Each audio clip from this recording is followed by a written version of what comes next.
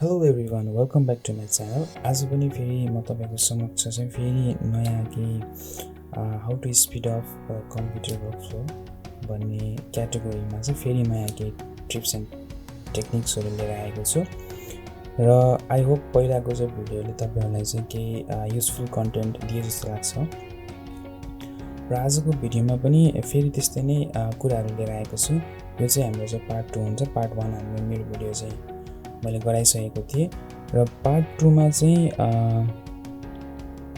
राखेको चाहिँ मैले कन्टेन्टहरू प्राय धेरै जसोलाई थाहा हुन पनि सक्छ अथवा थाहा नहुनेहरूलाई एकदम युजफुल हुनेछ, इन्फर्मेटिभ हुनेछ र थाहा हुनेलाई चाहिँ इट्स ओके।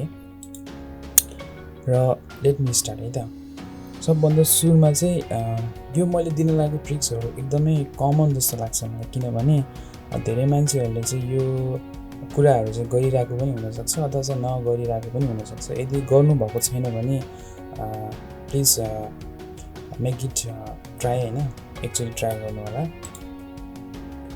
र सबभन्दा फर्स्टमा चाहिँ के छ भन्दा चाहिँ जस्तै हामीले कुनै पनि फाइल, जस्तै फाइल फोल्डर जे पनि कुरा हुनसक्छ, इमेज जस्तै हामीले न्यू गराएर मैले एउटा सामान्य एउटा फोल्डर बनाएँ होइन। अब यो फोल्डरलाई मैले चाहिँ डिलिट गर्न चाहन्छु भने जस्तै यसलाई चाहिँ यहाँ क्लिक गरेर राइट क्लिक गरेर हामी चाहिँ यहाँ डिलिट भन्नेमा चाहिँ दबाउँछौँ र मेरो यो डिलिट भइसकेको छ। र यो डिलिट भइसकेपछि पनि यो के हुन्छ भने चाहिँ यो कम्प्युटरको रिसाइकल बिनमा गएर चाहिँ बसिरहेको हुन्छ। जस्तै मैले यहाँ रिसाइकल बिन खोलेँ, तपाईँ देख्न सक्नुहुन्छ यहाँ रिसाइकल बिनमा चाहिँ यो आएर बसेको छ होइन। हामीले चाहिँ उता डिलिट गरिसकेपछि लास्ट स्टेज भनेको यो रिसाइकल बिनमा आएर बस्छ र यहाँबाट पनि हामीले चाहिँ राइट क्लिक गरेर यसलाई चाहिँ डिलिट गरिदियो भने यो अब के हुन्छ भन्दा चाहिँ रिसाइकल बिनबाट पनि हटेर जान्छ। तर यो भनेको कस्तो भन्दा चाहिँ पहिला हामी डिलिट गर्छौँ फेरि रिसाइकल बिनमा गएर पनि डिलिट गर्छौँ। यो त अलिकति टाइम कन्ज्युमिङ भयो नि त। हामीले चाहिँ कसरी बाहिरबाट नै फर्स्ट एटेम्पमै त्यसलाई चाहिँ रिसाइकल बिनबाट पनि हटाएर चाहिँ डिलिट गर्न सकिन्छ त भन्दा। जस्तै फेरि मैले सेम एउटा चाहिँ सामान्य फाइल बनाएँ, जस्तै मैले एउटा माइक्रोसफ्ट वर्डको फाइल बनाएँ भने अब यसलाई मैले चाहिँ डिलिट गर्नु छ, मलाई यो फाइल चाहिँ खासै आवश्यक छैन भने जस्ट यसलाई के गर्नुपर्छ भन्दा चाहिँ सिफ्टसँग डिलिट गर्ने प्रेस गर्ने होइन। सिफ्टसँग डिलिट प्रेस गरिसकेपछि के भन्छ, are you sure you want to permanently delete this file भनेर आउँछ। त्यो भनेको के हो भन्दा चाहिँ तपाईँले रिसाइकल बिनबाट पनि फाल्ने हो भन्ने कुरा यसले चाहिँ के पपअप मेसेज दिइरहेको हुन्छ। यस गर्नुभयो भने अब तपाईँले रिसाइकल बिनमा गएर हेर्न सक्नुहुन्छ रिसाइकल बिनमा त्यो फाइल चाहिँ छैन भनेको पर्मानेन्टली डिलिट चाहिँ भयो। यो चाहिँ कसरी चाहिँ पर्मानेन्टली डिलिट गर्ने भन्ने कुरा भयो। यो पनि फाइल फोल्डर इमेज सङ्ग्स जे पनि हुनसक्छ, तपाईँले चाहिँ त्यही एउटै प्रोसेस एउटै मेथड चाहिँ युज गर्न सक्नुहुन्छ। अर्को चाहिँ नम्बर 2 मा चाहिँ के छ भन्दा जस्तै अब हामी विभिन्न कम्प्युटरमा काम गरिरहँदा जस्तै म अहिले चाहिँ जस्तै सपोज गुगलमा गएँ होइन, मैले सपोज यसमा चाहिँ नेचर वालपेपर्स भनेर टाइप गर्छु अनि इमेजमा जान्छु। अब यहाँ थुप्रै इमेजेसहरू छ। सपोज मलाई चाहिँ यो स्क्रिन चाहिँ मलाई चाहिँ सेभ गर्न मन लाग्यो अथवा यो स्क्रिन चाहिँ मलाई चाहिँ सेभ गरेर चाहिँ पछि हेर्नको लागि चाहिँ निड छ भने तपाईँले के गर्न सक्नुहुन्छ भन्दा चाहिँ एउटा हाम्रो चाहिँ विन्डोजमा चाहिँ डिफल्ट एउटा चाहिँ स्निपिङ टुल भन्ने हुन्छ। जस तपाईँले यहाँ ट्याब हियर टु सर्च भन्नेमा चाहिँ गएर पनि स्निपिङ टुललाई चाहिँ क्लिक गरेर अब यो टुलले के गर्छ भन्दा चाहिँ तपाईँ जुन स्टेजमा हुनुहुन्छ कम्प्युटर चलाइराख्दा, चाहे तपाईँ माइक्रोसफ्ट वर्ड चलाउँदै हुनुहुन्छ अथवा चाहिँ पेन्ट चलाउँदै हुनुहुन्छ अथवा चाहिँ एक्सेल चलाउँदै हुनुहुन्छ अथवा चाहिँ कुनै फेसबुक चलाउँदै हुनुहुन्छ, यसले चाहिँ के गर्छ भन्दा चाहिँ इन्स्ट्यान्ट तपाईँको के गर्छ स्क्रिनलाई चाहिँ क्याप्चर गर्ने काम गर्छ। जस्तै चाहिँ अहिले म चाहिँ न्यू गर्छु। अब न्यू गरिसकेपछि यसले चाहिँ सर्टेन रिजन चाहिँ क्याप्चर गर्ने तपाईँलाई अप्सन दिन्छ। यहाँ मेरो स्क्रिनमा देख्नुहुन्छ प्लस जस्तो आइरहेको छ। जस्तै मलाई चाहिँ यति मात्रै स्क्रिन क्याप्चर गर्नु छ भने यसलाई चाहिँ जस्ट स्क्रिन क्याप्चर गरेँ अनि त्यसपछि तपाईँ सेभमा जान सक्नुहुन्छ। अनि सेभ गरिसकेपछि जस्तै मैले डेस्कटपमा यसलाई चाहिँ सेभ गर्छु नेचर इमेज भनेर, यसरी चाहिँ मैले सेभ गरेँ। जस्ट यसलाई मैले कट गरिदिएँ अनि म मिनिमाइज गरेर अब यहाँ देख्न सक्नुहुन्छ अघि मैले सेभ गरेको नेचर इमेज चाहिँ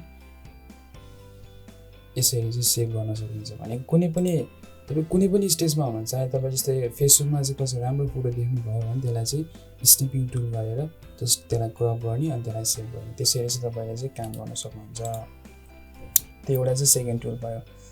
अर्को चाहिँ थर्डमा चाहिँ कस्तो छ भन्दा how to rename the certain files फोल्डरहरू है, अथवा इमेजको नाम हुनसक्छ, जे पनि सङ्ग्सको नाम हुनसक्छ।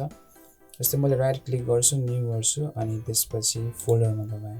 अब यो राइट क्लिक गरेर अनि न्यू गरेर अनि फोल्डर गर्ने बित्तिकै अटोमेटिक तपाईँलाई के दिन सक्छ भन्दा चाहिँ न्यू फोल्डरको नेमलाई चाहिँ रिनेम गर्ने चाहिँ अप्सन दिन्छ, त्यो चाहिँ हाइलाइट भइसकेको छ। जस्तो तपाईँले ब्याक स्पेस गरेर जस्तै तपाईँले चाहिँ नो नेम टाइप गर्नुभयो भने यो फोल्डरको चाहिँ नेम तपाईँले चाहिँ क्रिएट गरिसक्नुभयो। तर कसरी चाहिँ फास्ट गर्ने भने किबोर्डको सर्टकट किज प्रयोग गरेर कसरी चाहिँ फास्ट गर्न सकिन्छ भन्दा चाहिँ जस्ट एकचोटि तपाईँले फोल्डरमा क्लिक गर्नुहोस् अनि F2 दबाउनुहोस्। त्यो तपाईँले लेखेको त्यहाँ भएको टेक्स्ट के हुन्छ अटोमेटिक हाइलाइट हुन्छ। अनि ब्याक स्पेसले मेटाउनुहोस् अनि एउटा सर्टेन एउटा नेम दिन सक्नुहुन्छ। जस्तै यो नेचर दिनुभयो भने यो नेचर भयो। फेरि क्लिक गर्नु, फेरि F2 दबाउनु, फेरि टेक्स्ट हाइलाइट हुन्छ। You can rename it again and again according to your requirement होइन। यो चाहिँ how to rename the certain files, चाहे त्यो फोल्डर, इमेज, सङ्ग्स, यही नै टेक्निक हो होइन, तपाईँले जेमा पनि युज गर्न सक्नुहुन्छ। र अब नेक्स्ट तरिका भनेको के छ भने जस्तै हामीले माइक्रोसफ्ट अफिस प्याकेज भनेको जोकोलाई पनि एकदमै यो भनेको एकदम नेसेसरी कुरा हो। अफिस प्याकेज चाहिँ हरकोलाई पनि चाहिने गर्दछ, चाहे त्यो माइक्रोसफ्ट वर्ड होस्, पावर पोइन्ट होस्, एक्सेल होस् होइन। अनि त्यसलाई चाहिँ हामीले ओपन गर्ने तरिकाहरू धेरै हुनसक्छ। जस्तै म्यानुअली जाने हो भने तपाईँ यसमा स्टार्टमा गएर अनि तपाईँले माइक्रोसफ्ट अफिस खोज्नुहुन्छ होइन। अनि त्यसपछि त्यसलाई क्लिक गर्नुहुन्छ। जस्तै म अहिले चाहिँ माइक्रोसफ्ट पावर पोइन्टमा दबाउँछु अनि यसरी चाहिँ खुल्छ। भनेको स्टार्टमा जाने अनि सर्च गर्ने अनि त्यसपछि माइक्रोसफ्ट पावर पोइन्ट अनि वर्ड, एक्सेलहरू खोल्ने हामी सबैको बानी छ त्यो।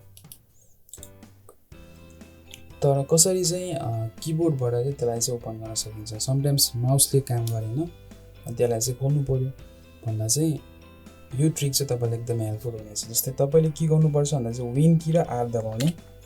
विन की र आर तपाईँले दबाउनु भयो भने एउटा चाहिँ रन प्रम्प्ट भन्ने चाहिँ खुल्छ डायलग बक्स। यसमा तपाईँले ब्याक स्पेसले चाहिँ मेटाउनुहोस् टेक्स्ट। अनि त्यसपछि जस्तै माइक्रोसफ्ट वर्ड निकाल्नु मन छ भने तपाईँले चाहिँ जस्तो त्यसमा विन वर्ड लेखिसकेपछि इन्टर गरिदिनु भयो भने तपाईँको माइक्रोसफ्ट वर्ड चाहिँ खुल्छ है। यो चाहिँ माइक्रोसफ्ट वर्डको लागि भयो। तर माइक्रोसफ्ट पावर पोइन्ट चाहिँ खोल्नु मन छ भने सेम प्रोसेस विन की र आर दबाउनु भयो भने त्यो टेक्स्टलाई चाहिँ अघिको लास्ट टेक्स्टलाई चाहिँ मेटाउनु अनि त्यसपछि पावर पिएनटी भनेको यो भनेको चाहिँ पावर पोइन्ट भनेको पावर पिएनटी गरेर त्यसलाई चाहिँ इन्टर गर्नुभयो भने पावर पोइन्ट चाहिँ यसरी खुल्छ। यो चाहिँ पावर पोइन्टको लागि भयो। नेक्स्ट भनेको चाहिँ एक्सेलको लागि चाहिँ त्यति गाह्रो छैन, सेम प्रोसेस विन की र आर दबाउनु फेरि कमान्ड प्रम्प्ट खुल्छ। यसमा चाहिँ एक्सेलको लागि जस्तो तपाईँले एक्सेल टाइप गरिदिनु भयो भने एक्सेल अटोमेटिकली खुल्छ। यो चाहिँ एक्सेलको लागि भयो।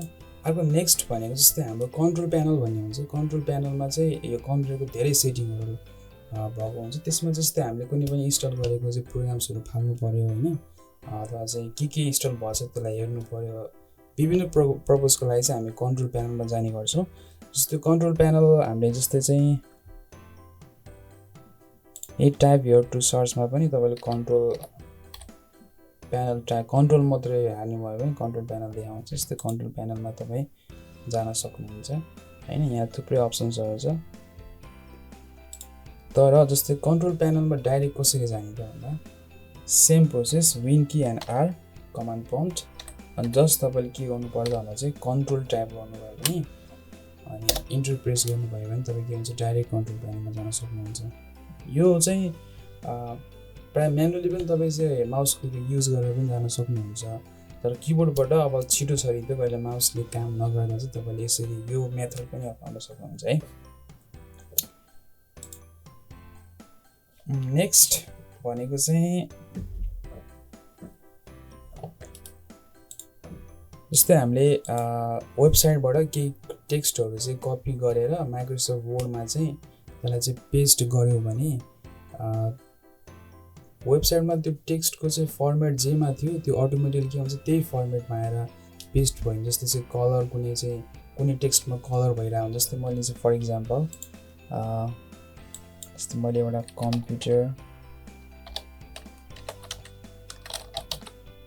कम्प्युटर होप भन्ने एउटा वेबसाइट छ, म एउटा ऱ्यान्डमली गएँ त्यसमा। जस्तै तपाईँले यहाँ देख्न सक्नुहुन्छ,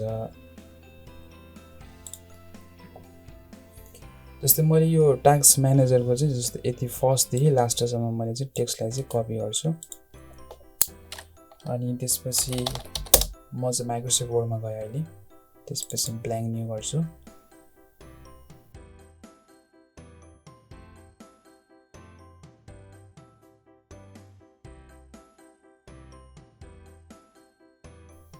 त्यो अघिको टेक्स्टलाई चाहिँ मैले चाहिँ पेस्ट गर्छु कन्ट्रोल भी गरेर है। यसमा कन्ट्रोल भी भनेको तपाईँले चाहिँ टेक्स्टहरूलाई चाहिँ कपी गरिसकेपछि पेस्ट गर्ने चाहिँ एउटा सर्टकट किज हो, यो जहाँ पनि युज हुन्छ। जस्तै अहिलेको टेक्स्ट के भन्दा एउटै फर्मेटमा आयो, जस्तै टास्क म्यानेजर बोल्डमा छ, माइक्रोसफ्ट विन्डोज चाहिँ ब्लूमा छ होइन। अनि टेक्स्ट उता जस्तो टेक्स्ट थियो यता पनि त्यस्तै आइरहेको छ नि त। तर हामीलाई चाहिँ यो आवश्यक छैन, हामी आफूले चाहेअनुसार यो टेक्स्टहरूलाई चाहिँ कस्टमाइज गर्छौँ होइन। जस्तै टास्क म्यानेजर बोल्ड छ भने हटाउन चाहन्छौँ, अब यसलाई यो टास्क म्यानेजर बोल्डलाई चाहिँ हटाउने अनि माइक्रोसफ्ट विन्डोजलाई चाहिँ ब्लूलाई चाहिँ नर्मल गराउने, यो सबै प्रोसेस एकदमै के हुन्छ भन्दा चाहिँ टाइम कन्ज्युमिङ हुनसक्छ। But we have one shortcut keys जसले गर्दा तपाईँको सबै टेक्स्टलाई के हुन्छ भन्दा चाहिँ एउटा नर्मल प्लेन टेक्स्टमा चाहिँ कन्भर्ट गर्न सक्छ। जस्ट तपाईँले के गर्नु भन्दा सबै टेक्स्टलाई चाहिँ सिलेक्ट गर्नु अनि कन्ट्रोल र स्पेस बार तपाईँले प्रेस गरिदिनु भयो भने यो टेक्स्ट के हुन्छ, फर्मेटेड टेक्स्ट के हुन्छ, नर्मल प्लेन टेक्स्टमा चाहिँ कन्भर्ट हुन्छ। जस्तै फेरि म गएँ वान मोर इक्जाम्पल है, जस्तै यो फेरि the task manager was opened बाईबाट म लास्टको टास्क म्यानेजरमा यो टेक्स्ट कपी गर्छु अनि फेरि तल गएँ। फेरि अघि जस्तै के भयो भन्दा चाहिँ फर्मेटेड टेक्स्ट उता जे थियो यहाँ पनि त्यही नै भयो। जस्ट के गर्नु भन्दा जस्ट सिलेक्ट अल गर्नु अनि कन्ट्रोल र स्पेस बार तपाईँले प्रेस गर्नुभयो भने यो के हुन्छ नर्मल प्लेन टेक्स्टमा चाहिँ कन्भर्ट हुन्छ। आई होप तपाईँले यो टेक्निक पनि एकदमै युजफुल जस्तो लाग्छ, हेल्पफुल होला जस्तो लाग्छ। र फाइनल अब आजको लागि चाहिँ यो भिडियोको लागि चाहिँ फाइनल चाहिँ टेक्निक भनेको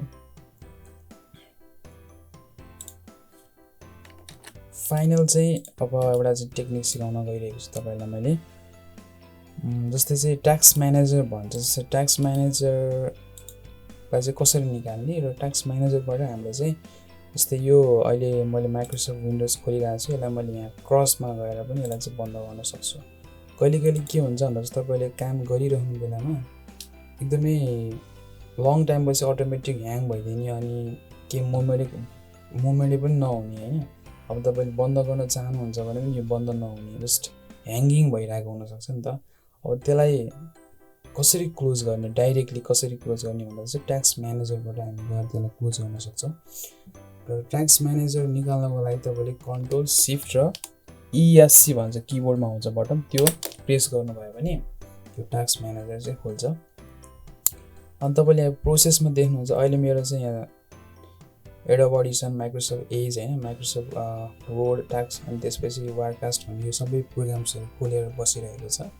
र मैले चाहिँ जस्तै अहिलेको लागि फर इक्जाम्पल मेरो माइक्रोसफ्ट वर्ड उताबाट मैले चाहिँ मेन यो क्रसबाट बन्द गर्न चाहिँ खोजिरहेको थिएँ, तर सडनली यो चाहिँ मेरो एकैछिनको लागि ह्याङ भएछ, के मोमेन्टै छैन भने सबभन्दा बेस्ट अप्सन भनेको तपाईँले के गर्नु, टास्क म्यानेजरमा जानुहोस् अनि यो माइक्रोसफ्ट वर्डलाई क्लिक गर्ने, यो प्रोसेसलाई के गर्नु, इनटास्क गरिदिनु। अनि इनटास्क गरिसकेपछि के हुन्छ भन्दा तपाईँको त्यो ओपन भएको प्रोग्राम्स डाइरेक्टली के हुन्छ भन्दा चाहिँ बन्द हुन्छ। यसरी चाहिँ हामीले चाहिँ कहिले काम गरिरहँदा प्रोग्राम्सहरू ह्याङ हुने अथवा म्यानुअली क्लोज गर्दा पनि नहुने भयो भने हामी टास्क म्यानेजरबाट गएर यसलाई चाहिँ बन्द गर्न सक्छौँ। र आजको लागि यो टेक्निक्स र ट्रिक्सहरू यति नै, र नेक्स्ट भिडियोमा फेरि म के युजफुल टिप्स एन्ड टेक्निक्स लिएर आउनेछु। तपाईँलाई आजको भिडियो कस्तो लाग्छ, यदि राम्रो लाग्छ भने कमेन्ट गर्नु होला। र यस्तै मोर कन्टेन्ट तपाईँहरूले चाहिँ आगामी दिनमा पनि हेर्न चाहनुहुन्छ र अप टु डेट रहन चाहनुहुन्छ भने मेरो युट्युब च्यानल पनि सब्सक्राइब गरिदिनु होला। Thank you so much for today. Have a nice day.